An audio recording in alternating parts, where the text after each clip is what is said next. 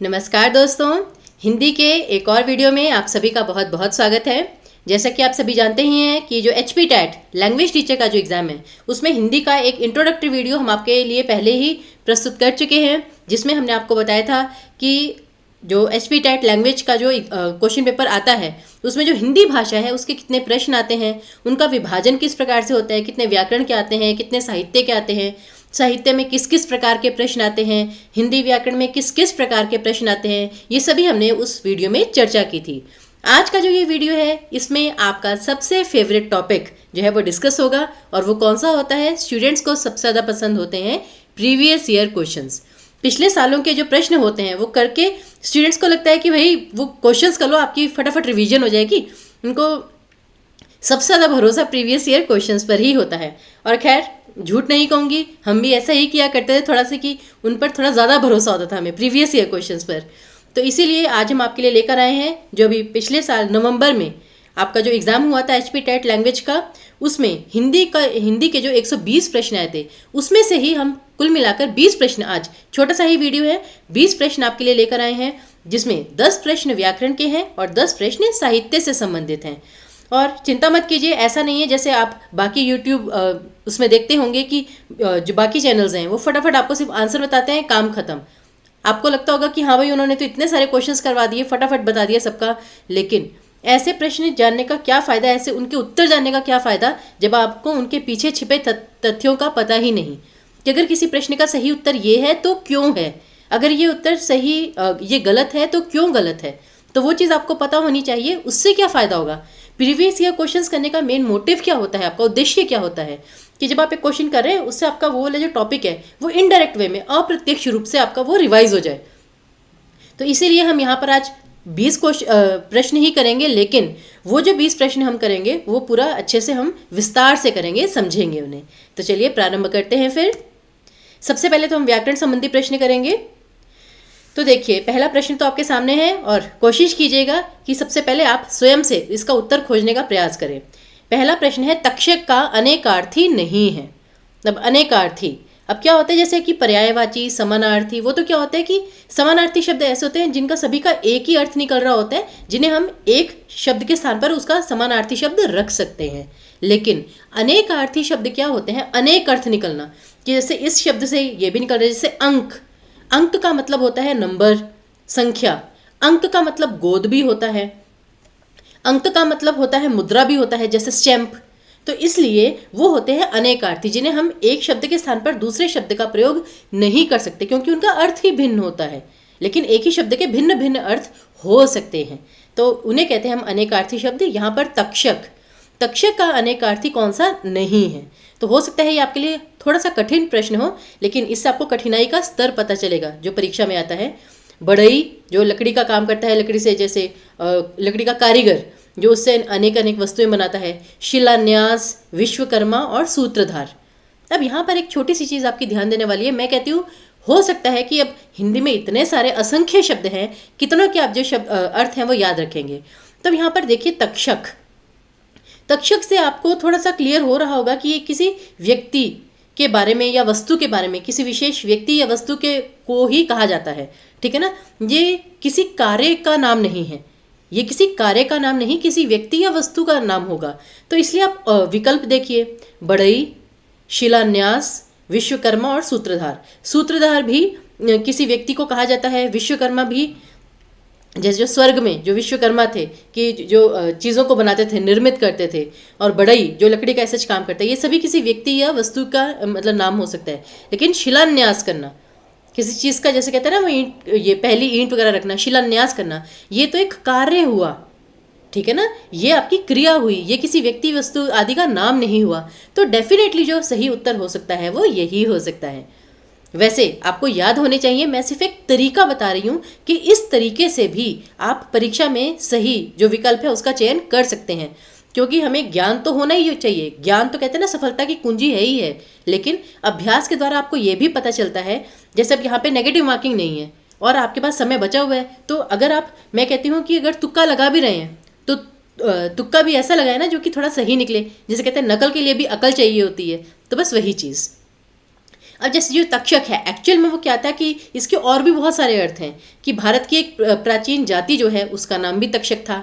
सांप को भी कहा जाता है कि पाताल के जो 8 नाग थे, ठीक है ना, पुराण में पाताल में जो 8 नाग थे जिनमें से एक ने राजा परीक्षित को डसा था। अब ये राजा परीक्षित कौन थे? अभिमन्यु के पुत्र, ठीक है ना, तो इसलिए उसको भी तक्षक कहा जाता है। तो ये सभी इस शब्द के अनेकार्थी हैं। आगे देखिए, सर्वनाम के कितने भेद हैं। अब यहाँ पे आता है कि जैसे आपको पता होना चाहिए कि जो मैंने कहा था कि एक बेसिक नॉलेज आपको होनी चाहिए, आधारभूत ज्ञान होना चाहिए हर विषय का, कि सर्वनाम के कितने भेद हैं। चाहे सिर्फ नाम पता हो, उनका थोड़ी सी जानकारी पता हो, ज़रूरी नहीं कि उनकी पूरी परिभाषा आपको रटनी है। तो सर्वनाम बेसिकली क्या होता है? जो संज्ञा के स्थान पर प्रयुक्त होते हैं, यानी जैसे राम, सीता, लक्ष्मण, इनके स्थान पर हमने कहा वह, वो, ये, उन्होंने, आपने, ये सारे जो हैं ये सर्वनाम शब्द हैं। अब इनके कितने भेद हो सकते हैं? देखिए, अभी जैसे मैं कहूँ राम खाना खाता है, वह खाना खाता है, तो यानी मैं किसी को पिन पॉइंट करके बोल रही हूँ, यानी कि मैं निश्चित हूँ। तो उस तरीके से आपको ढूंढना है कि जैसे राम मोहन की बात राधा से करता है, तो बोलने वाला, सुनने वाला और जिस व्यक्ति के बारे में बात हो रही है, कि एक तो प्रथम पुरुष जो बोल रहा है, सुनने वाला द्वितीय पुरुष, मध्यम पुरुष, और जिसके बारे में बात हो रही है थर्ड पर्सन, अन्य पुरुष। तो उस प्रकार से सर्वनाम के कुल मिलाकर 6 भेद होते हैं। पुरुषवाचक सर्वनाम जिसमें प्रथम पुरुष, मध्यम पुरुष, अन्य पुरुष आता है। फिर आपका आते हैं निश्चयवाचक सर्वनाम, अनिश्चयवाचक सर्वनाम, फिर प्रश्नवाचक कि कौन आ रहा है। तो उस प्रकार से देखिए ये सारे आपके पुरुषवाचक सर्वनाम। निजवाचक सर्वनाम, निज निजी से बना है, कि जैसे मैं कहती हूँ कि मैं अपना काम स्वयं करूँगी, तो ये जो स्वयं है कि मैं अपने बारे में ही बात कर रही हूँ कि मैं अपना काम स्वयं करूँगी, या मैं अपने आप चली जाऊँगी, अपने आप, तो वो आपका निजवाचक सर्वनाम के अंतर्गत आता है।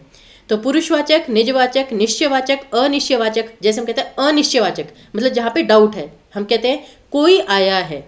अब कोई में कोई भी हो सकता है, तो वो कोई जो है वो अनिश्चयवाचक है।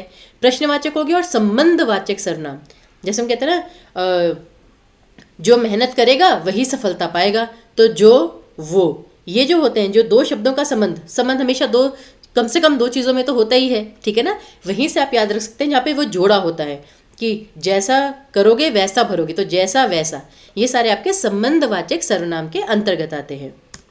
अगला है साधारणीकरण। अभी तक तो जो पहले 2 प्रश्न थे वो तो आपको लगा होगा साधारण व्याकरण से आए हैं।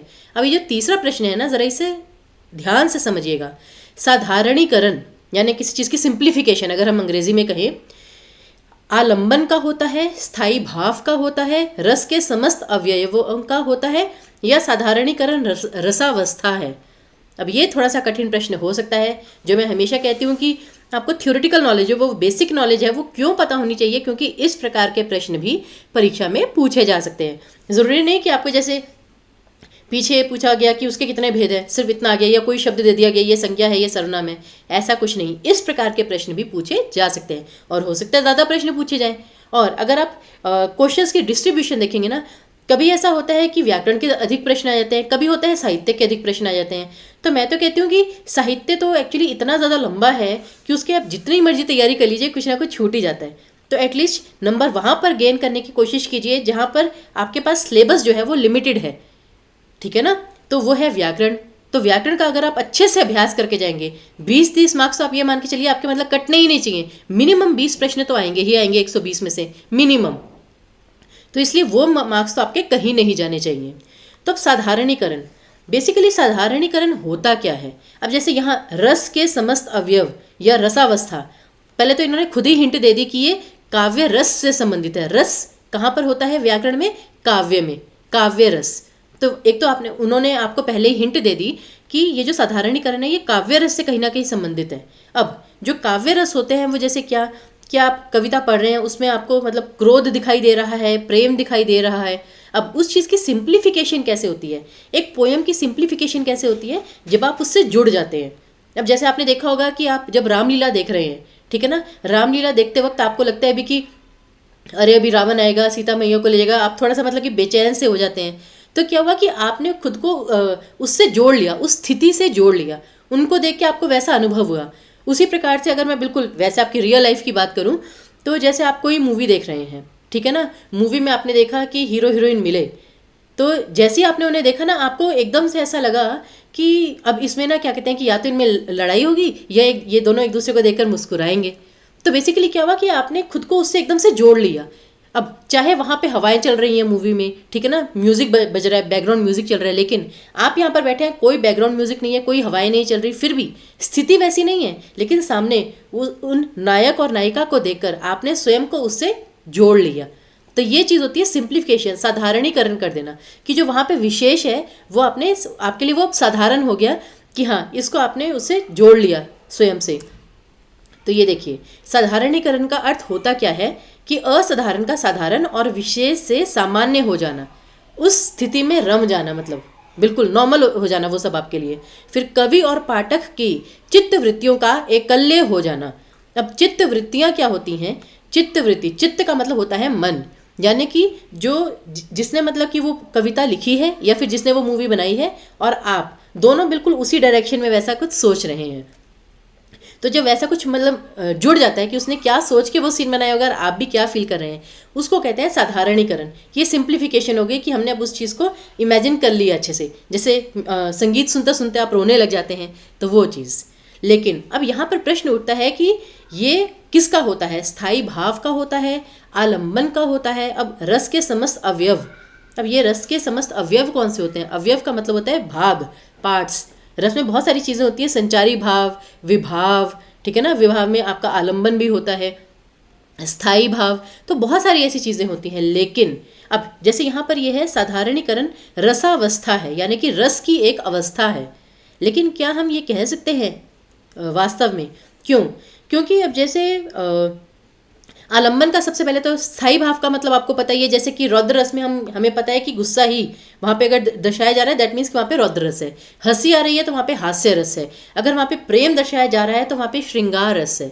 लेकिन अब जैसे जो रस के बाकी जो अवयव हैं उसमें तो स्थिति भी होती है, मुखा दर्शन, मतलब कि जो मुख के आपके वो भाव होते हैं वो चीज़ भी होती है। लेकिन कभी कभी ऐसा भी तो होता है ना कि जैसे आपने सिर्फ हीरो हीरोइन को देखा, वो दोनों तो मतलब प्रेम से आपस में मिल रहे हैं, लेकिन उससे देख के आपको खुशी का नहीं दुख का एहसास हुआ, क्योंकि आपने स्वयं को उस स्थिति से नहीं, उन दो व्यक्तियों से जोड़ा जिससे आपको अपनी जो निजी जिंदगी है जो आपकी, ठीक है ना, अपनी ज़िंदगी, उसमें आपको याद आया कि आपका भी कोई ऐसा साथी था जिससे आप बिछड़ गए। तो वहाँ पे खुशी मन रही है, आपकी आंखों से आंसू बह रहे हैं क्योंकि आपको दुख हो रहा है।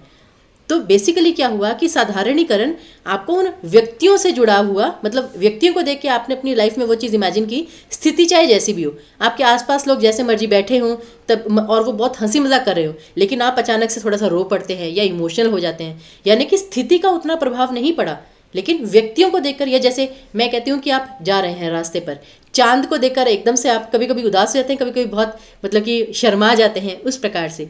तो वो चीज़ क्या हुई कि किसी की उपस्थिति से, किसी व्यक्ति या वस्तु की उपस्थिति से। तो इसलिए जो साधारणीकरण है वो, इसके वैसे तो कई जगह पर ये सी ऑप्शन भी है, कई जगह पर डी ऑप्शन भी है, लेकिन जहाँ तक मेरा मानना है इसका जो सबसे उपयुक्त जो उत्तर है, जो कई स्थान पर दिया भी हुआ है, वो है पहला विकल्प, कि साधारणीकरण आलम्बन का होता है।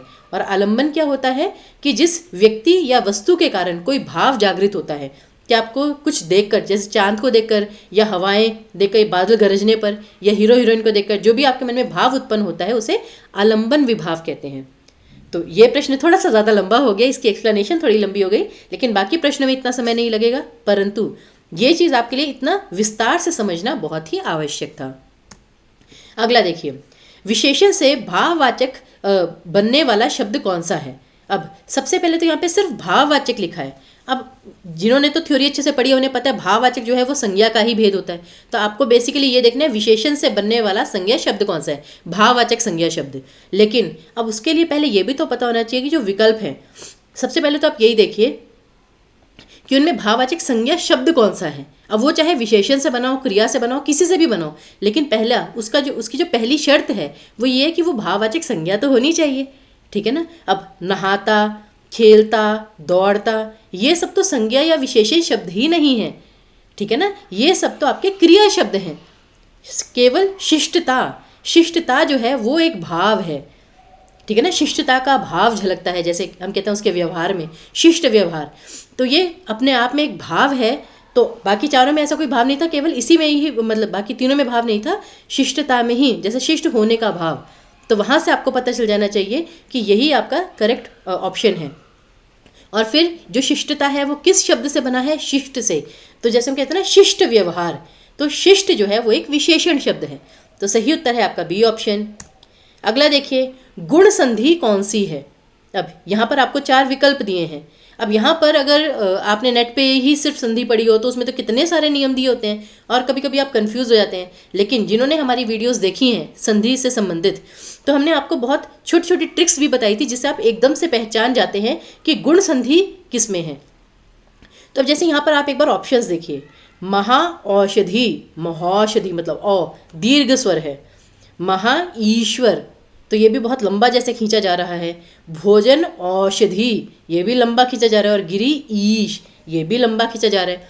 तो ये तो हमें थोड़े कॉमन से लग रहे हैं, लेकिन अब यहाँ पे महा जमा ईश्वर को हम क्या कहते हैं? महेश्वर। महेश्वर नहीं, महेश्वर। आ और ई के संगम से, मेल से ए बनता है। और गुण संधि का नियम क्या होता है कि जहाँ पर ए या ओ बन रहा हो, कि अ या आ के साथ जब ई जुड़ता है तो ए बनता है, अ या आ के साथ जब ऊ, छोटा ऊ या बड़ा ऊ जुड़ता है तो ओ बनता है। तो जहाँ पर अ और ओ मिलते हैं दो स्वरों के मेल से, वहाँ पर आपकी सीधे सीधे गुण संधि होती है। लेकिन वहाँ पर केवल जो एक वाला ए है, छोटा ए, वो होना चाहिए, या फिर छोटा ओ, ओखली वाला ओ, औ नहीं। तब जैसे यहाँ पे औ आ गया तो ये तो वैसे ही आपका गलत ऑप्शन हो गया, ये भी गलत ऑप्शन हो गया। और गिरी जमा ईश, ई जमा ई, जहाँ पर सु जातीय स्वर आ गए, एक जैसे स्वर आ गए, वो तो हमेशा ही दीर्घ संधि का उदाहरण होते हैं। तो इसलिए ये भी गलत हो गया, क्योंकि गिरी जमा ईश गिरीश, तो ए या ओ ये केवल दूसरे विकल्प में ही बन रहा है, महा जमा ईश्वर महेश्वर ए। तो इसलिए सही विकल्प है आपका दूसरा विकल्प। अगला है, नवरत्न शब्द में कौन सा समास है? समास 6 प्रकार के होते हैं और समास से और संधि से ये 2 विषय ऐसे हैं जहाँ से प्रश्न पूछे जाते हैं, तो इन्हें ज़रा ध्यान से पढ़िएगा। तो नवरत्न, नवरत्न किन 2 शब्दों से मिलकर बना है? समास का मतलब होता है जब 2 शब्द मिलकर, ठीक है ना, एक नए शब्द की रचना करते हैं, उनमें संधि नहीं होती। संधि में तो परिवर्तन आ जाता है। यहाँ पर 2 शब्द अलग रहते हैं, बिल्कुल अपनी जो पहचान है वो बनाकर रखते हैं। जैसे कि नव मतलब कि नौ या नया, और रत्न जैसा जानती हैं जो रत्न होते हैं, तो इसका मतलब है यहाँ पे नया रत्न नहीं, नवरत्न मीन्स कि आपका 9 रत्न, ठीक है ना, 9। तो जैसे एक तो थे कि अकबर, जो राजा अकबर थे, ठीक है ना, उनके 9 रत्न थे जिनमें बीरबल भी थे, तानसेन थे, टोडरमल थे। तानसेन संगीत से संबंधित थे, बीरबल जो थे वो उनके सलाहकार थे जो चाटुकारिता में बहुत वो थे, और जो आपके टोडरमल थे वित्त मंत्री उनके बहुत खास, तो वो हो गए। लेकिन यहाँ पे बहुव्रीहि समास नहीं है, तो जहाँ पर नंबर आ जाता है पहला शब्द कि 9 रत्न, नवरत्न, तो वहाँ पर आपका सीधे सीधे द्विगु समास आ जाता है, जहाँ पर वो विशेष अर्थ ना प्रकट कर रहा हो। तो अगर यहाँ पर बहुव्रीहि समास होता तब हमें फिर भी सोचना पड़ता, लेकिन अब यहाँ पर बहुव्रीहि समास नहीं है, तो इसका सीधे सीधे करेक्ट ऑप्शन है सी ऑप्शन, कि नवरत्न यानी कि 9 रत्नों का समूह। अगला देखिए, कौन सा रस नहीं है? अब कहने के लिए बहुत ही साधारण सा प्रश्न है, बहुत आसान है, लेकिन जिसने अब वो विषय ही नहीं पढ़ा होगा उसे तो कठिन ही लगेगा। ऑप्शंस क्या हैं देखिए, व्यंग्य, हास्य, रौद्र या भयानक। अब जैसे देखिए, जहाँ से हमने ये पेपर लिया है, जिसने भी अटेम्प्ट किया होगा कितनी बड़ी गलती की है उसने, मतलब भयानक रस सही में।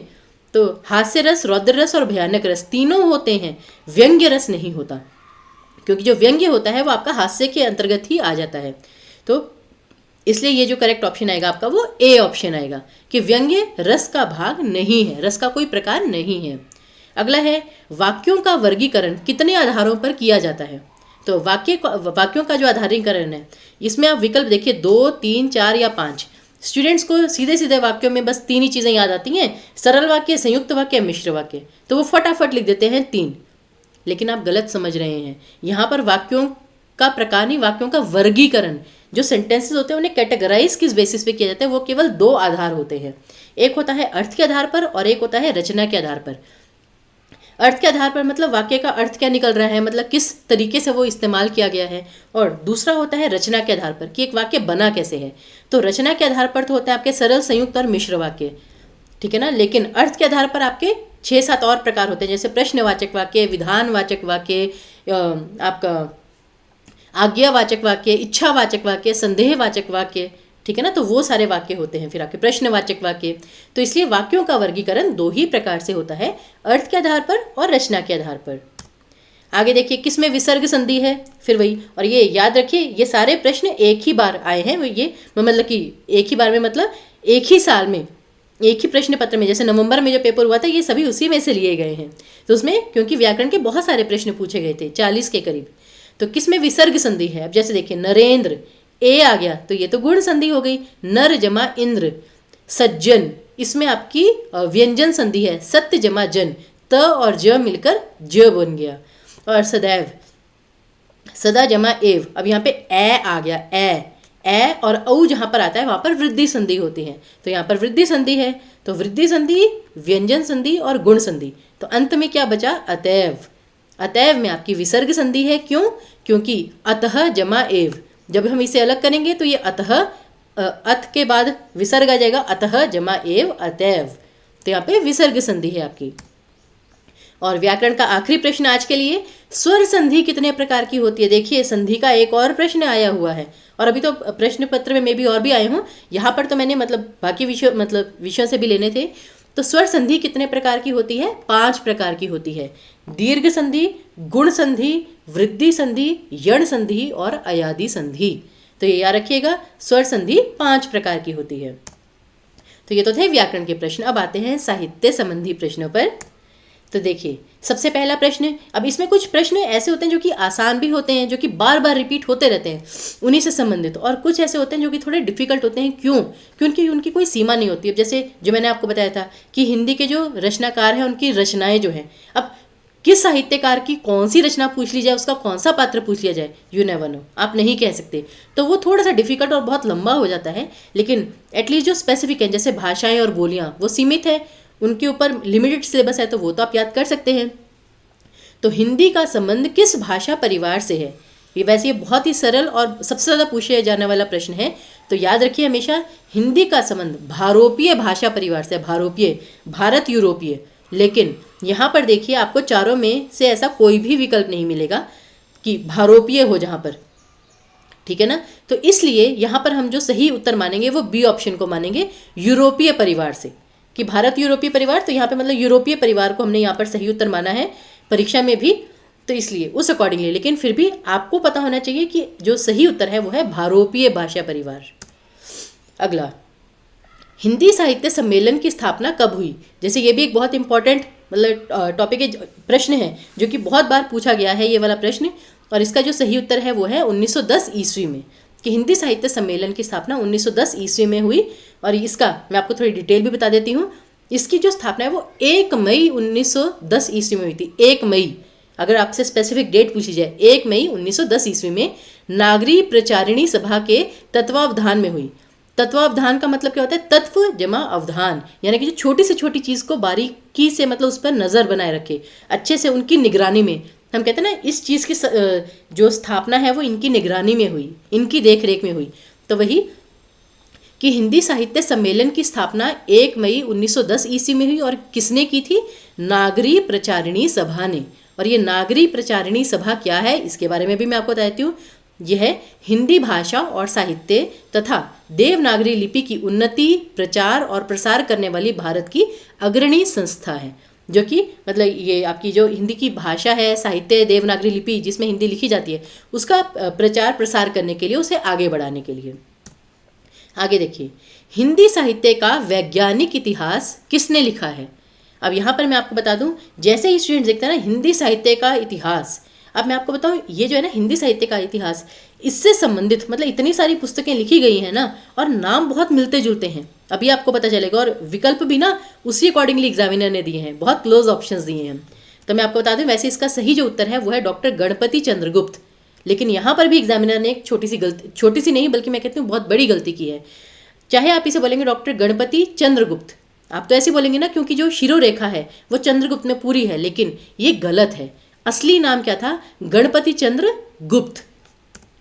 ये देखिए, ये था सही नाम, डॉक्टर गणपति चंद्र गुप्त।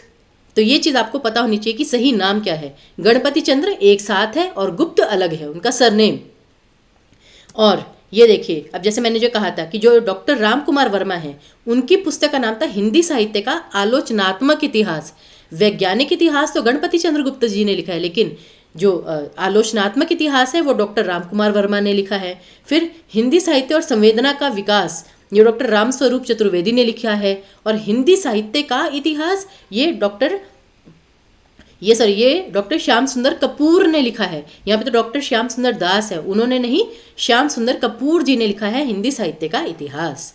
तो देखिए कंफ्यूजिंग था ना, एक था हिंदी साहित्य का इतिहास, एक था हिंदी साहित्य का आलोचनात्मक इतिहास, और यहाँ पर था हिंदी साहित्य का वैज्ञानिक इतिहास। तो नाम बहुत मिलते जुलते हैं और ऑप्शंस भी आपको अकॉर्डिंगली कंफ्यूजिंग ही दिए गए हैं, लेकिन नाम याद रखिएगा, वैज्ञानिक इतिहास जहाँ पर आएगा गणपति चंद्र गुप्त, ये सही नाम है। अगला, ये इससे भी बहुत प्रश्न पूछे जाते हैं रामचरितमानस महाभारत से, ठीक है ना। तो रामचरितमानस के किस कांड में तुलसीदास ने कलयुग का वर्णन किया है? तो मैं आपको बता दूं, रामचरितमानस में कुल 7 कांड थे, जैसे कि जिसमें श्री राम जी का मतलब पूरा व्यवहार और उनका मतलब पूरी जो कथा है वो सुनाई गई है। और वैसे मैं आपको बता दूं, जो कलयुग का वर्णन है वो उत्तरकांड में है। आप खुद ही समझ सकते हैं, जैसे है सुंदरकांड सभी को पता है हनुमान जी से संबंधित है, कि जब हनुमान जी आए उन्होंने किस प्रकार से लंका जली, और वो सभी चीज़ें उसमें इंक्लूडेड हैं। बाल का मतलब जब बचपना, यानी कि जब श्री राम जो थे उनका जन्म हुआ, वो बच्चे थे, उनकी क्रीड़ाएं, ठीक है ना, वो सब जिसमें बताया गया है, तो बाल कांड ये सबसे पहले आता है। फिर अयोध्या कांड, कि अयोध्या में मतलब कैसे कैसे हो रहा था। और उत्तरकांड ये कब आता है, कि जब श्री राम जी का जो वनवास है वो खत्म हो गया था, वो अयोध्या वापस आए। क्योंकि उत्तरकांड का मतलब उत्तर हमेशा बाद में आता है, मतलब सबसे बाद में, ये सबसे आखिरी कांड था जिसमें कलयुग का वर्णन हुआ। क्योंकि वो तो आपका सतयुग था, ये कलयुग तो सबसे लास्ट में मतलब आया है, जो भी चल रहा है, ठीक है ना। तो सबसे एंड वाला ही इसका सही उत्तर होना चाहिए, वहाँ से भी आप सही उत्तर जान सकते हैं। फिर भी मैं बता दूं, क्योंकि परीक्षा के लिए बहुत इंपॉर्टेंट है ये टॉपिक, जो कुल मिलाकर जो 7 कांड थे रामचरितमानस के, वो हैं सबसे पहले बालकांड, फिर अयोध्या कांड, फिर अरण्य कांड। अरण्य का मतलब क्या होता है, जंगल, कि जब श्री राम सीता और लक्ष्मण जी के साथ ये जंगल में गए, वनवास को गए, वहाँ पर क्या क्या घटनाएं हुई, कैसे कैसे हुई।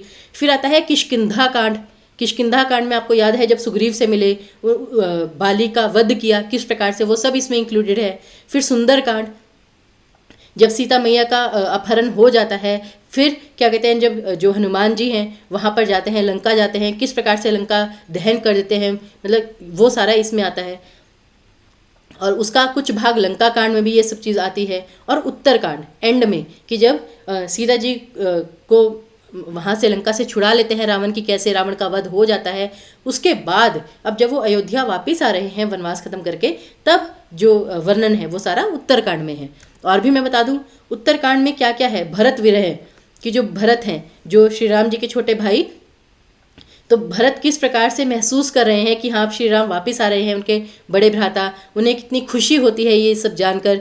श्री राम जी का स्वागत होता है, उनका राज्याभिषेक, राम राज्य वर्णन है इसमें उत्तरकांड में। पुत्रोत्पत्ति, जब लवकुश का जन्म हुआ, श्री राम जी का प्रजा को उपदेश, श्री राम जी का भाइयों सहित अमराई में जाना, फिर शिव पार्वती जी का संवाद, इस सभी को लेकर गरुड़ जी के 7 प्रश्न और काकम्भू शुंडी के उत्तर और रामायण जी की आरती, ये सभी जो है ये उत्तर कांड के अंतर्गत आता है। तो ऐसे ही हम जैसे आपके साथ प्रश्न जो है यहाँ पर डिस्कस करते रहेंगे, तो आपको ये सब चीज़ें याद होती रहेंगी। अब एक और इम्पॉर्टेंट क्वेश्चन है, ओम जय जगदीश हरे, ये आरती किसने लिखी है? अब ये तो सबसे कॉमन आरती है जो सभी करते रहते हैं, ओम जय जगदीश हरे, ठीक है ना, सभी करते रहते हैं, लेकिन हमें ये नहीं पता ये लिखी किसने है। तो मैं आपको बता दूं, ये श्रद्धा राम फिल्लौरी जी ने लिखी है, ये उनकी कृति है ये जो आरती है। और मैं बता दूं, यह प्रसिद्ध आरती 19वीं सदी के प्रसिद्ध साहित्यकार पंडित श्रद्धा राम फिल्लौरी जी ने 1870 में लिखी थी। सोचिए ये आरती कब से चली आ रही है, 1870 में लिखी गई थी ये। और ये जो साहित्यकार पंडित श्रद्धा राम फिल्लौरी जी हैं, इन्हें बहुत सारी भाषाओं का ज्ञान था, जिनमें उनकी जो मुख्य जो रचनाएं हैं वो 4 भाषाओं में हैं, मुख्यतः संस्कृत, हिंदी, उर्दू और पंजाबी। वैसे उन्हें फारसी, अरबी इन भाषाओं का भी ज्ञान था, लेकिन उनकी अधिकतर जो रचनाएं हैं वो इन सब में हैं। और उनका जो पहला उपन्यास था श्रद्धा राम फिल्लौरी जी का, वो था भाग्यवती, ठीक है ना, ये भी आप याद रख सकते हैं। तो इसलिए साथ साथ कुछ एडिशनल इन्फॉर्मेशन मैं इसलिए देती जा रही हूँ जिससे कि आपको ये याद रहे। तो ओम जय जगदीश हरे आरती किसने लिखी? श्रद्धा राम फिल्लौरी जी ने 1870 में, और उनका पहला उपन्यास था भाग्यवती। आगे देखिए, वामन ने डैश को काव्य की आत्मा माना है। अब काव्य की आत्मा किसे माना है? रीति। रीति का मतलब होता है तरीका, कि किस तरीके से, किस शैली में लिखा गया हो। वक्रोक्ति, वैसे तो ये अलंकार का एक प्रकार है, वक्र जमा उक्ति। वक्र उक्ति का मतलब क्या होता है कि आप कह कुछ और रहे हैं, सामने वाला कुछ और समझ रहा है, ठीक है ना। कह कुछ और रहे हैं, सामने वाला कुछ और कह रहा है। औचित्य मतलब वो कितना उचित है, और ध्वनि। तो वामन ने किसको काव्य की आत्मा माना है? तो इसका जो सही उत्तर है वो है रीति, क्योंकि जो कविता है उसकी सबसे मेन जो इम्पोर्टेंट, मतलब कविता की सुंदरता किससे होती है? वो किस प्रकार लिखी गई है, किन उदाहरणों के द्वारा लिखी गई है, उसमें सुंदरता शब्दों के प्रयोग से ही आती है ना। तो ये भी मैं आपको बता दूं इसका थोड़ा सा, कि जो वामन थे मतलब आचार्य वामन, उन्होंने 9वीं शताब्दी में, 9वीं शताब्दी, ये 9 है, हिंदी में लिखा हुआ है, 9वीं शताब्दी में रीति संप्रदाय आचार्य वामन द्वारा प्रवर्तित एक काव्य संप्रदाय है जो रीति को काव्य की आत्मा मानता है। रीति मतलब तरीका। और ये जो रीति शब्द है इसे बहुत व्यापक अर्थ में माना जाता है। जैसे इसका अर्थ होता है ढंग, किस ढंग से कविता लिखी गई है, शैली, प्रकार, मार्ग, या किस प्रणाली में।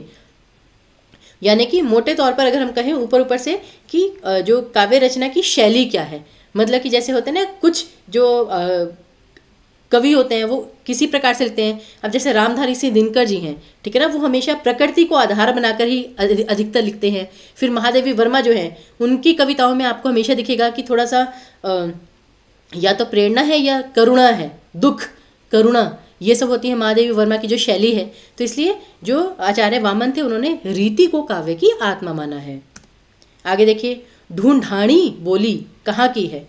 ढूंढानी बोली जो है वो उत्तरी राजस्थान की है, दक्षिणी राजस्थान की है, पश्चिमी राजस्थान की है, ये पूर्वी राजस्थान की है।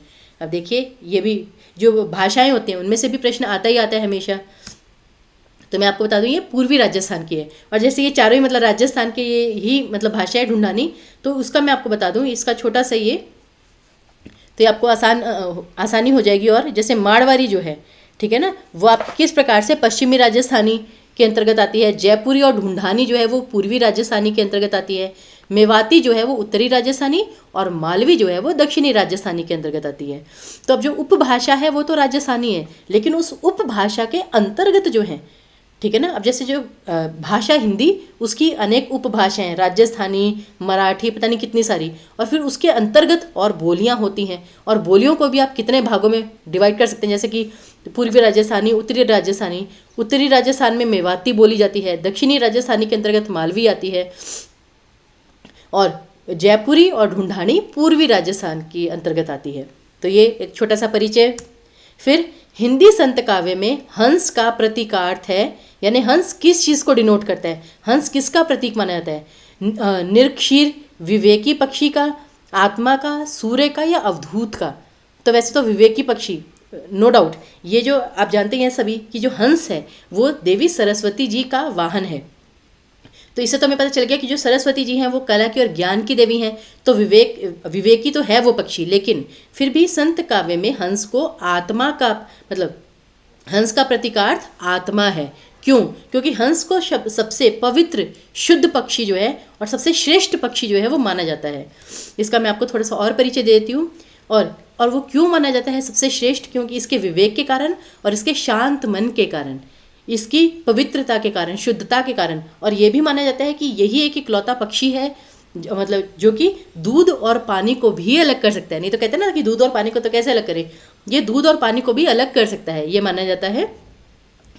और ये प्रेम का और पवित्रता का प्रतीक माना जाता है। जैसे हम कहते हैं ना हंसों का जोड़ा प्रेम से संबंधित है। और ये भी कहते हैं कि जो हंस है यदि उसका साथी मर जाए तो वो दूसरा साथी नहीं बनाता, वो उसी साथी से आजीवन मतलब क्या कहते हैं मरने तक प्रेम करता रहता है और उसके दुख में ही अपने प्राण त्याग देता है। तो इसे प्रेम और पवित्रता का भी प्रतीक माना जाता है।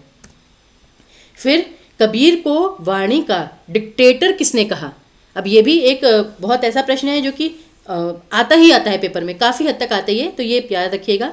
कबीर को वाणी का डिक्टेटर डॉक्टर हजारी प्रसाद द्विवेदी जी ने कहा था। और वैसे तो उन्होंने जो कहा था वो मैं आपको यहाँ पर दिखा रही हूँ।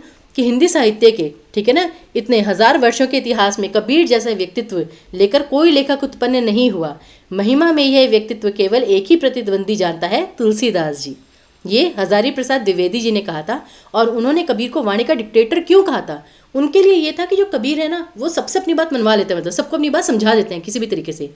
और जो कबीर थे, उन्होंने, आपने देखा होगा कबीर के दोहे आप बहुत इजीली समझ भी जाते हैं। क्यों? क्योंकि उन्होंने जो आम बोलचाल की भाषा है उसी का प्रयोग किया था। तो ये देखिए, उन्होंने जो साधारण बोलचाल की भाषा थी उसी का प्रयोग किया। भाषा पर कबीर का ज़बरदस्त अधिकार था, मतलब बहुत अच्छे से, मतलब कि उनकी पकड़ थी उस भाषा पर। और उन्हें वाणी का डिक्टेटर क्यों कहा जाता था? डिक्टेटर, जैसे हम कहते हैं ना, डिक्टेटर किसे कहा जाता है? जो अपनी बात मनवा लेता है। तो कबीर भी उसी प्रकार से थे कि जिस बात को उन्होंने जिस रूप में प्रकट करना चाहा कर दिया, कि जैसे उन्हें मतलब उसी रूप में कहलवा भी दिया। जैसे हम कहते हैं ना कि तुम तो अपनी बात मेरे मुंह से कहलवा ही देते हो, ये होती है जैसे। तो अगर तो मतलब कि बात बन गई तो सीधे सीधे बात बन जाती है, नहीं तो दरेरा देकर। दरेरा मतलब कि छोटे दरवाजे से, कहते हैं ना कि या तो मेरी बात सीधे सीधे से समझ लो या वो पतली गली से निकल गए, तो ये वो चीज़ है, ठीक है ना। तो इसलिए वाणी का डिक्टेटर कबीर जी को कहा जाता है, किसके द्वारा? हजारी प्रसाद द्विवेदी जी के द्वारा। और आज का अंतिम प्रश्न, होरी मुंशी प्रेमचंद के कौन से उपन्यास का पात्र है? ये देखिए, मैंने कहा था ना, ऐसे ऐसे प्रश्न भी पूछ लिए जाते हैं कि सिर्फ आपको उनकी रचनाएं नहीं, रचनाओं के अंतर्गत जो पात्र होते हैं उनके बारे में भी पूछ लिया जाता है। तो होरी मुंशी प्रेमचंद के कौन से उपन्यास का पात्र है? तो इसका उत्तर है गोदान, जो मुंशी प्रेमचंद जी का सबसे मतलब प्रसिद्ध उपन्यास है गोदान, उसके ये पात्र हैं। और होरी कौन थे? एक्चुअली ये एक साधारण से किसान थे जिसकी व्यथा दिखाई हुई है, जो बहुत दुखी थे, प्रताड़ित थे। और इसका मैं आपको थोड़ा सा और बता देती हूँ कि ये जीवन, मतलब जो होरी होता है, ठीक है ना, वो एक किसान है जो जीवन के अनेक संघर्षों का सामना करने वाले एक साधारण किसान का प्रतिनिधित्व कर रहा है, मतलब उसको दर्शा रहा है, जो भूख, बीमारी, उपेक्षा और मौत से लड़ता रहता है। वह जीवन भर मेहनत करता है, अनेक कष्ट सहता है, बहुत कम उम्र में भी वह वृद्ध दिखाई देता है टेंशन के कारण। होरी महाजनों के क्रूर शोषण चक्र में फंसा हुआ है, उसका शोषण भी हो रहा है, टेंशन भी बहुत है, मेहनत भी खूब करता है। उस पर धर्म, नैतिकता, संस्कारों और आदर्शों का गहरा दबाव है, मतलब अपने आदर्शों के कारण, रीति रिवाजों के कारण इतना दबा हुआ है कि वो मतलब गलत रास्ता नहीं पकड़ना चाहता भी। वह परंपराओं, रूढ़ियों और धार्मिक कुरीतियों का भी शिकार है। और ये मैं आपको डिटेल में इसलिए बता रही हूँ कि किसी भी तरह प्रश्न घुमा फिराकर आपसे पूछा जा सकता है। तो चलिए फिर, आज हमने कुल मिलाकर 20 प्रश्न किए, 10 व्याकरण से संबंधित और 10 आपके साहित्य से संबंधित।